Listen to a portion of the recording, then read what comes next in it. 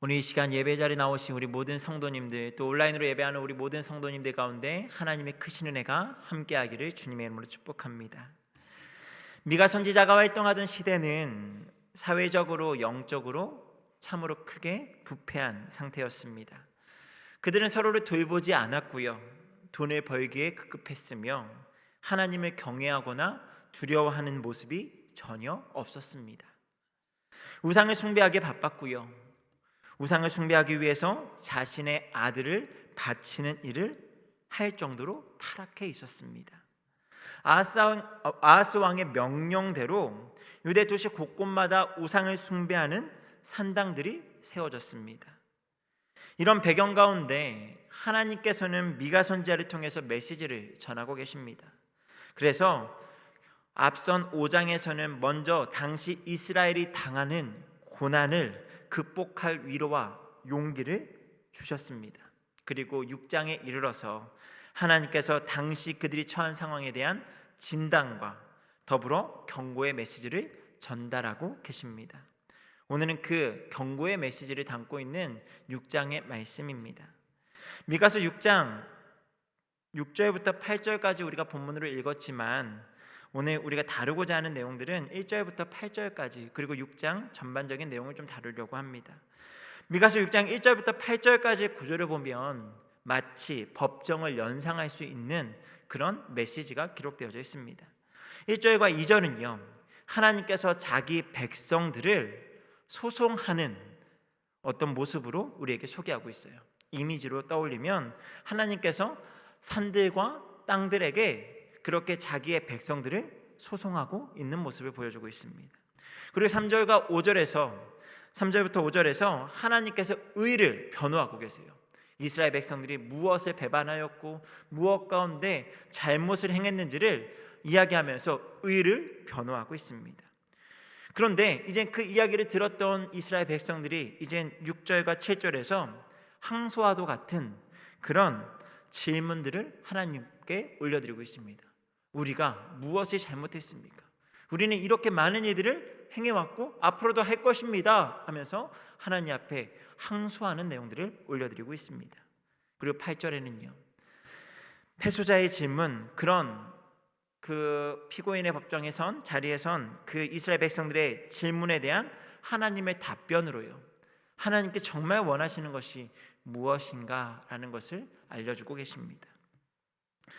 이러한 모습을 들여다보면 참 속이 상하면서도 끝에 보면 조금 허무할 정도로 이야기가 전개되는 것을 보게 됩니다. 사실 하나님께서 어떤 분이십니까? 자기의 백성들을 향해서 끝없이 많은 일들을 행하셨던 아버지와 같은 하나님이십니다.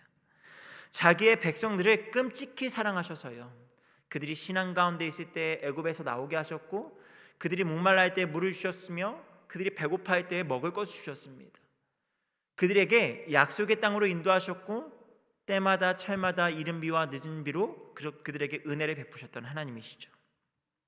그런데 그런 하나님께서 자기가 너무나 사랑하시는 그 백성들을 고소하고 있는 이 모습이 참 아이러니하면서도 안타깝게 보일 지경입니다.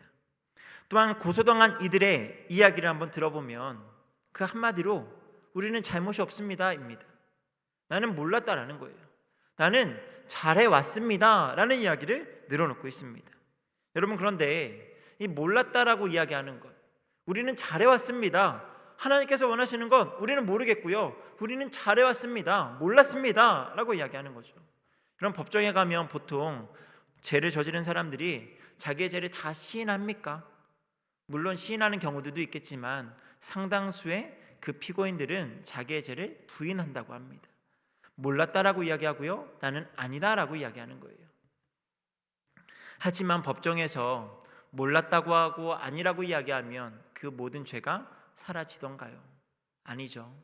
분명히 법관이 시시비비를 잘 가려서 그 일에 응당한 책임을 지게 한다라는 거예요. 결코 죄에 대한 책임은 사라지지가 않습니다. 사람들은 자기가 생각하는 것을 하나님께서 원하신다 생각하고 자기만의 예배를 드리기에 바빴습니다. 분명 그들에게는 열심이 있었습니다. 어떤 사람은 가장 좋은 번제물을 가지고 하나님 앞에 제사를 드리는 것, 이것을 하나님께서 기쁘게 받으셨을 거야 라고 생각을 했죠.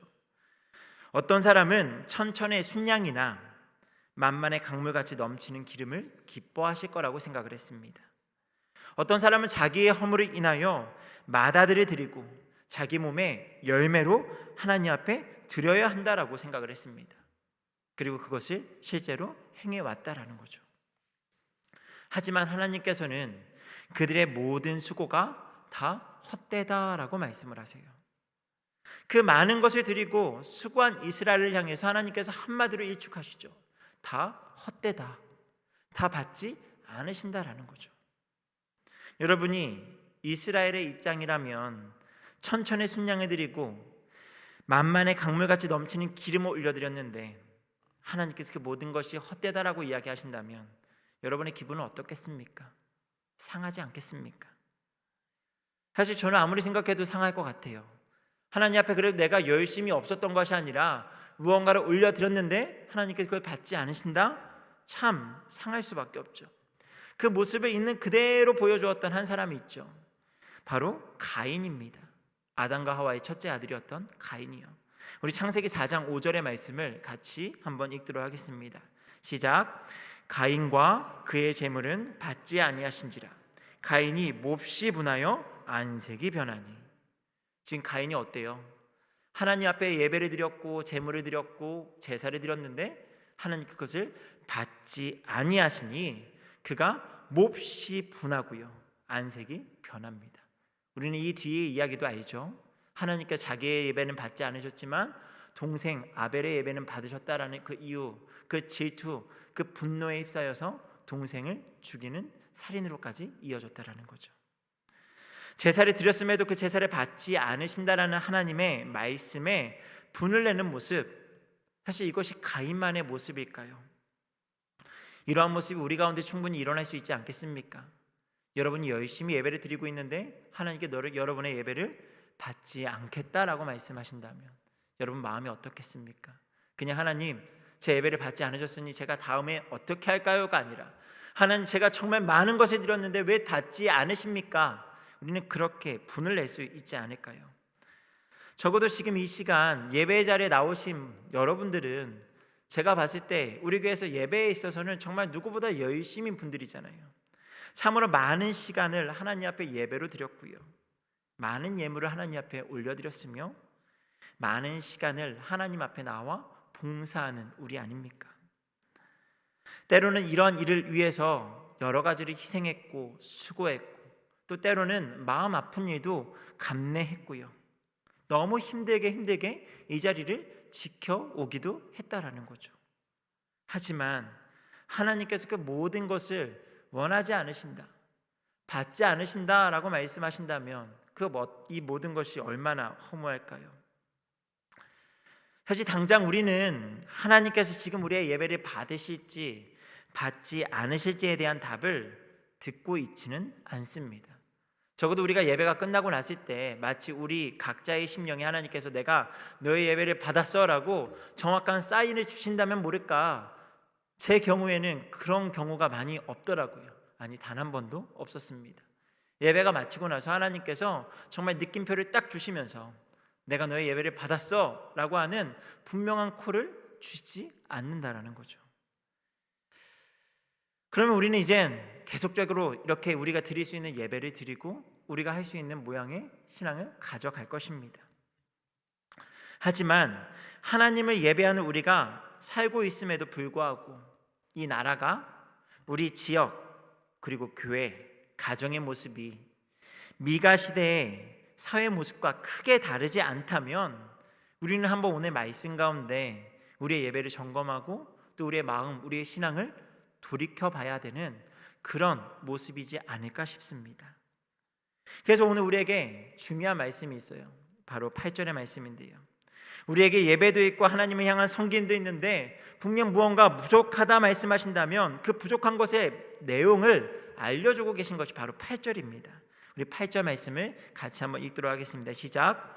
사람아, 주께서 선한 것이 무엇임을 내게 보이셨나니 여호와께서 내게 구하시는 것은 오직 정의를 행하며 인자를 사랑하며 겸손하게 내 하나님과 함께 행하는 것이 아니냐. 하나님께서는 우리의 예배에 대한 의식이나 모습뿐만 아니라 우리에게 또한 원하시는 것이 분명하게 있다라고 말씀을 하세요. 그리고 그것이 세 가지를 말씀하시는데, 정의를 행하고 인자를 사랑하고 겸손하게 하나님과 동행하는 것을 원하신다라는 거죠. 오늘은요, 이 세 가지를 함께 짧게 살펴보기를 원합니다. 첫 번째는 정의를 행하는 것을 하나님께서 원하신다라고 말씀을 하세요. 이스라엘의 모습에는 분명 정의가 없었던 것 같습니다. 그들이 아무리 우리가 정의가 있었다라고 부인해도 이미 그들이 보여준 모습에는요, 정의가 분명 없었습니다. 특별히 현대어 성경으로요, 미가서 6장 10절부터 12절의 말씀을 한번 읽어보도록 할게요. 물론 그냥 읽어도 우리가 알 수 있지만 이 말씀을 너무 자연스럽게 우리에게 들려주고 있어서요, 우리 10절부터 12절의 말씀을 앞에 있는 스크린을 보면서 함께 말씀을 읽어보도록 하겠습니다. 시작. 부당하게 제산을 모으기 위하여 기름이나 포도주, 밀이나 보리 등을 속여서 팔 때에 사용하는 그 지긋지긋한 엉터리 말이나 되를 내가 잊을 수 있겠느냐. 맞지도 않는 저울을 사용하고 크고 작은 추를 자루에 넣어 가지고 다니면서 항상 자기에게 유리한 추를 골라서 사용하는 장사꾼들을 내가 어떻게 정직하다고 말할 수 있겠느냐. 그 도성의 부자들은 폭력으로 가득하고 그 주민들은 모두 거짓을 말하고 그들의 입속에는 속이는 혀밖에 들은 것이 없다. 제가 굳이 이 말씀을 다시 한번 설명하지 않아도 우리는 예루살렘에 거주했던, 또 북쪽의 이스라엘에 살고 있던 수많은 이스라엘 백성들이 정의와는 상관없이 살고 있었다라는 것을 분명하게 알 수 있는 말씀입니다. 또한 미가서 7장 2절과 3절에 보면 이렇게 말씀하고 있어요. 우리 말씀을 같이 한번 읽어볼까요? 시작. 경건한 자가 세상에서 끊어졌고 정직한 자가 사람들 가운데 없도다. 무리가 다 피를 흘리려고 매복하며 각기 그물로 형제를 잡으려 하고 두 손으로 악을 부지런히 행하는도다. 그 지도자와 재판관은 뇌물을 구하며 권세자는 자기 마음의 욕심을 말하며 그들이 서로 결합하니. 이스라엘은요, 사실 정의라는 열매는 찾을 수 없는 사람들이었습니다. 성과 정직함을 잃어버렸고요, 형제를 서로 죽이려 하고요, 악, 뇌물과 탐욕에 혈안이 되어 있었습니다. 그런 그들의 모습을 보면서 하나님께서 무엇을 찾고 계시는 거예요? 정의를 찾고 계시는 거예요. 도저히 그들의 모습에서는 정의, 어떤 한 대목도 찾을 수 없는 그들의 모습을 지탄하시면서 지금 그들에게서 정의를 찾고 계신다라는 거죠. 여러분, 하나님께서 이스라엘 백성들에게 정의를 찾고 계신다면 지금을 살고 있는 우리에게도 역시 정의를 찾고 계시지 않을까요? 그래서 우리는요, 정의에 대해서 관심을 가져야 합니다. 정치적 색을 가지고 정의를 외치는 정당에 들어가라는 말이 아닙니다. 사회의 부조리와 부패, 부도덕, 악한 일에 대해서 바른 소리를 낼 수 있어야 된다라는 거예요.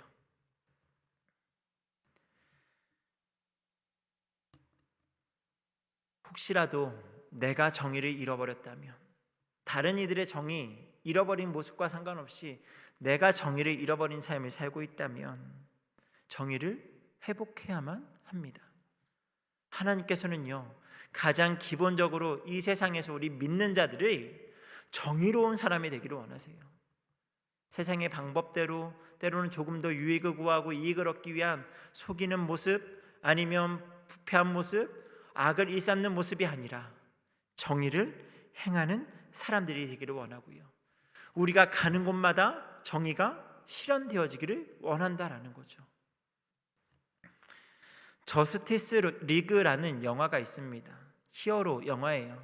그런데 이 영화를 보면 어찌됐든 그들이 추구하는 정의, 저스티스라고 하는 이 정의, 물론 히어로물이기 때문에 액션도 등장을 하고 힘 있는 어떤 그들의 능력이 막 나타나서 하지만 그들 가운데도 막 정의가 무엇인가에 대한 어떤 논쟁과 다툼이 히어로들 간에 막 있어요. 하지만 결국 그들은요, 세상 모든 사람들이 공감할 만한, 또 인정할 만한 그런 정의로운 사회를 구현하는 데 있어 마음을 모으는 모습을 보여줍니다. 여러분, 이처럼 세상이 만들어낸 히어로도 정의를 구현해낸다라고 한다면 우리도 마찬가지로 정말 이 세상에 정말 빛과 소금으로서 세상을 밝게 비추는, 사실 진짜 히어로로 부르는 사람들은 우리거든요. 정의를 실현하라 라고 이야기하며 우리를 거룩한 히어로로 부르신 하나님 앞에 그 정의를 실현해 나갈 수 있는 저와 여러분 되기를 주님의 이름으로 축복합니다. 두 번째로 하나님께서 이스라엘 백성들에게 또 우리에게 원하시는 것은요, 인자를 사랑하는 것입니다. 인자를 사랑하는 것, 이것을 히브리어로 헤세드라고 합니다. 여러분, 헤세드라는 것은요, 용서와 사랑의 의미를 담고 있습니다. 자비, 이 헤세드란 잘못을 저지른 사람에게는 용서를 하는 것이고요, 도움이 필요한, 어려움을 당하고 있는 사람들에게는 사랑을 베푸는 것을 말해요.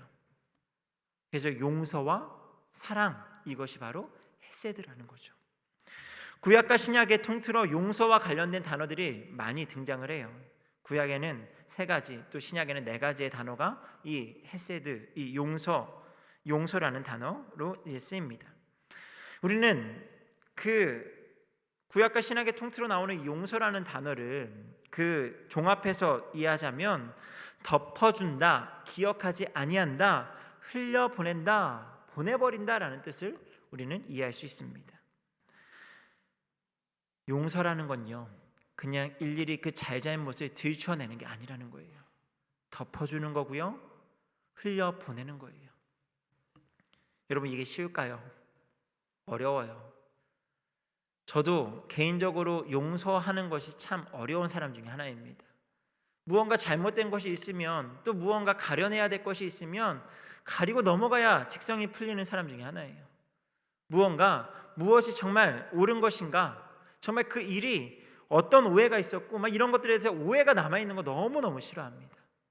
그러다 보니까요, 때로는 용서를 못하게 되는 상황이 벌어져요.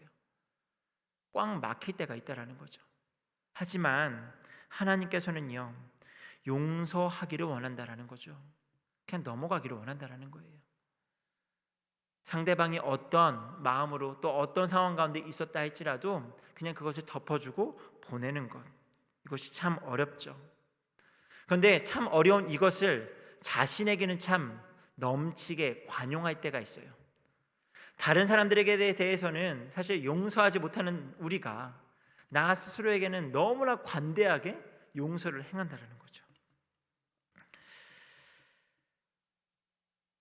하지만 하나님께서 이 시간 용서를 누구에게 행하라라고 이야기하냐면 내가 아닌 타인을 용서할 것을 원하십니다. 너무나 어렵지만 우리에게 용서를 베푸는 사람이 되라고 말씀을 하세요. 비록 기독교인은 아니지만 인도의 민족운동가였던 마하트마 간디라는 사람을 우리는 너무나 잘 알고 있습니다. 비폭력 무저항이라는 어떤 슬로건으로 그렇게 외세 앞에 그렇게 열심히 그렇게 인권을 주장하고 또 그렇게 사람들을 보호하고 사람들을 사랑하고자 애썼던 사람이죠. 그가 이런 말을 했습니다. 어떤 말을 했는가 하면요, 내가 지금 화가 나 있다면 이미 옳은 것에서 떠나 있는 것이다. 영어의 화는 위험에서 한 글자가 빠진 것이다. 이 위험하다라는 게 영어로 danger라고 하면 그 danger에서 D 한 글자가 빠지면 anger가 된다라는 거예요. 우리 안에 일어난 화라는 감정을 다스리지 못하고 용서하지 못하면 결국 그 감정은 나를 위험하게 만든다라는 말이 참 많이 공감이 되어집니다. 화를 이기지 못하고 사람들은 실수를 해요. 저도 종종 화를 참지 못하고 소리를 버럭 내지를 때가 있습니다. 특별히 너무나 사랑하는 자녀들을 향해서, 때로는 너무나 사랑하는 아내를 향해서요. 너무나 사랑하는데 저의 그런 부족한 모습을 가장 많이 경험하는 사람들이 저희 가족들이에요. 가정의 달에 가정을 더 많이 사랑하고 돌봐야 되는데 가정의 달에 더 많이 화를 내고 참지 못하는 저의 모습을 발견하면서 기도의 자리에 나아가면 참 많이 하나님 앞에 부끄럽습니다. 여러분, 이런 화가요, 누군가를 죽이기도 하고 마음 아프게 하죠. 그리고 실제로 이 화가 사람을 죽이는 일들이 빈번하게 이어지게 된다라는 거죠. 그래서 참을 일자 3번이면 살인도 면한다라는 말이 있죠. 참고 또 참고 또 참으면 사람을 죽이고자 하는 그 마음까지도 참게 된다라는 거예요. 결국 그게 용서가 된다라는 거죠. 여러분, 용서하지 못하는 인생은요, 결국 자신을 불행으로 이끌게 된다라는 겁니다. 이런 점에서 용서는 다른 사람을 위한 것이라기보다 자신을 위한 것이라고 볼 수도 있습니다. 마태복음 18장 35절에 보면 주님은 남을 용서하지 못하는 사람은 하나님께서도 그를 용서하지 않을 것이다 라고 이야기하면서 너가 용서를 받고 하나님의 은혜를 누리기 위해서 너를 위해서 다른 사람을 용서하라 라고까지 이야기하세요. 그러니까 다른 사람을 용서하지 못하면 내가 용서한 너를 다시 지옥불에 던져놓을 거야 라고까지 말씀하시면서 너 자신을 위해서 다른 사람을 용서하라 라고 말씀하신다는 거죠. 여러분, 용서는 우리 자신을 위한 것이기도 하다라는 거예요. 그런데 이렇게 용서가 너무나 중요하고 우리 자신을 위한 것임을 알매도 불구하고 용서는 여전히 어려운 것으로 남게 되죠. 그래서 우리는요, 하나님의 크신 사랑 안에 항상 있어야 한다라는 거예요.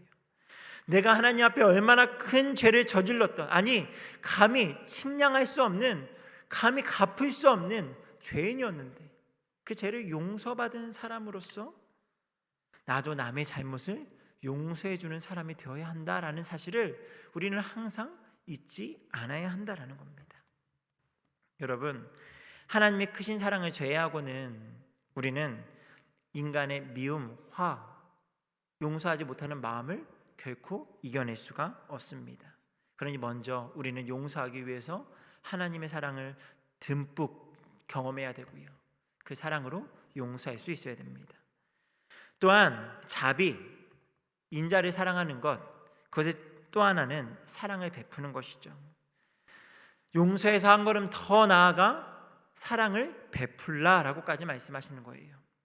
나 자신만을 바라보게 만드는 개인주의 사고가 현대인에게 있어서 가장 큰 정신을 지배하는 병 중에 하나이지 않을까 싶어요. 사실 괜찮아 보이기도 합니다. 상당히 나이스해 보이기도 해요. 자신만 생각하고 다른 사람들에게 피해를 주지 않는 것, 이것이 어찌 보면 그렇게 크게 문제가 되지 않는 것처럼 보이기도 합니다. 하지만 이건 늪이에요. 이기주의는 아니고 다른 사람들에게 피해를 주는 이기주의는 아니기 때문에 개인주의는 괜찮다라고 생각하는 것이 사실은 세상이 우리를 속인다라는 거죠. 하나님은요, 결코 우리에게 개인주의 인생을 살라고 말씀하지 않으세요. 개인주의가 결코 믿는 자로서 바르게 살아가는 인생이 아니라고 말씀을 합니다. 다른 사람을 더불어 보살피고 사랑하고 그렇게 사랑을 베푸는 인생이 되어야 한다라고 말씀하지, 결코 자기만을 위한 인생을 사는 개인주의 인생이 되는 것을 원치 않으신다라는 거죠. 하나님께서는 분명 저와 여러분에게 착한 행실로 세상을 밝게 비추고 이를 통해 하나님의 영광이 드러나는 것을 누구보다 원하시는 분인 줄 믿습니다. 그래서 저는 저희 교회가 올 한 해 10가지를 실천하는, 착한 행실 10가지를 실천하는 이 운동을 하고 함께 열심히 노력하는 모습이 참 좋습니다. 나 자신만을 생각하는 신앙생활, 사실 코로나 상황 가운데 우리는 개인의 신앙을 돌보기에도 간수하기에도 참 많이 힘들었죠. 때로는 예배 자리에 나오지도 못했고, 그래서 우리는 개인의 신앙을 잘 지키는 것, 그것만 해도 잘했다라고 생각을 했는데 어느 순간 그 개인의 신앙만을 잘 지키는 것이 시간이 지나고 나니까요, 다른 사람은 돌아보지 못하는 그런 개인주의 신앙으로 바뀌어져 있진 않았는지 모르겠습니다. 그런데 감사하게도 우리가 올 한 해 우리 개인에게 그 시선을 넘겨서서요, 다른 이들을 비추는 인생이 되고자 열심으로 애쓰는 모습이 참 보기가 좋습니다.